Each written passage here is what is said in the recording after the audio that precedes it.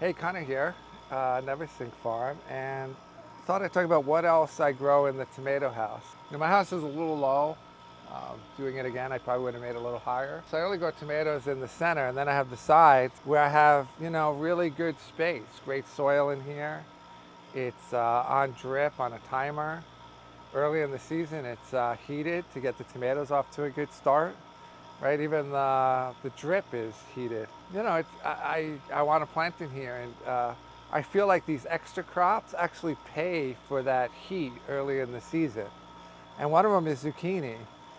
I find zucchini is kind of a loser in the summer. It's a lot of work for very little money, and price just plummets. But you get it early in the season, it makes money, and they do really well with a little bit of heat early. You can see they're just exploding, and we sell the blossoms, right? And we sell the zucchini, and I just do a green and yellow. They just love it in here, and we have to harvest them every day, pull out zucchinis.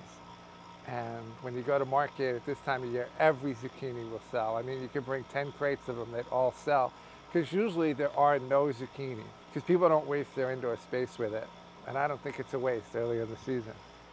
Then if we head down here, then we interplant with beets, right? So before the plants go in, we just do the edge of the bed with beets, both yellow and red. I find early in the season, these things do really, really well. People love seeing them at the market, and beets love this environment. We've done lettuce heads, we've done scallions, we've done bok choy, and nothing does better than a beet. They just seem to just love that space next to the tomato, and they love the soil in here, which I give it extra care because of the tomatoes, and they just grow incredibly well. So we do that throughout the house, and then in the middle, right? Before the tomatoes are planted, I'll just run a jang seeder down the center and do some turnips and radishes for very, very quick crop, right? So when the tomatoes are just starting to grow a little bit after being transplanted, you can harvest them out, and then they're gone. And then you can just use a zipper, zip in some fertilizer right after harvest, just like we do with the beets. Right after harvest, we'll just zip in some fertilizer right where the beets were planted. And I feel like I'm kind of making up for whatever they take. Okay? So right over here, there's ginger. And ginger likes to be planted into warm soil. And we have heated drip, and then the air is heated.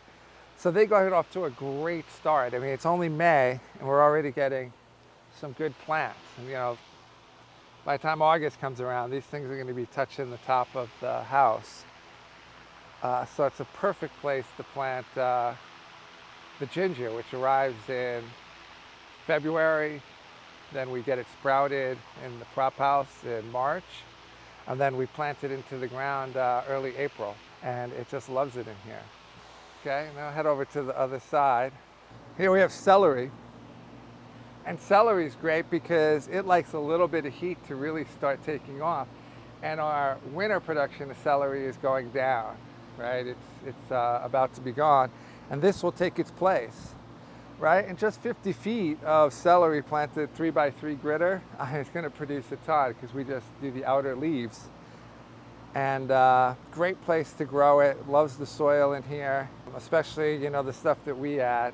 And here we have basil, which we've already been harvesting like 2 or 3 times, right? We just keep taking the tops off of it, and we've been doing this since we've been doing greenhouse tomatoes, because if you're selling tomatoes, you can easily sell basil. They just go hand in hand. We put them right next to each other on the table, and people grab tomatoes, they grab basil. We can sell as much as we can grow. So we just pick these things clean.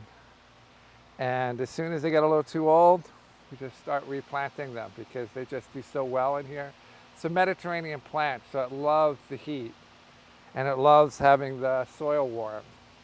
Just loves it a lot. Like something like lettuce, I don't think it likes, the really hot soil. It doesn't like the hot environment as much. It gets more prone to like disease and pests in a place in this kind of environment. But basil seems to be really, really happy.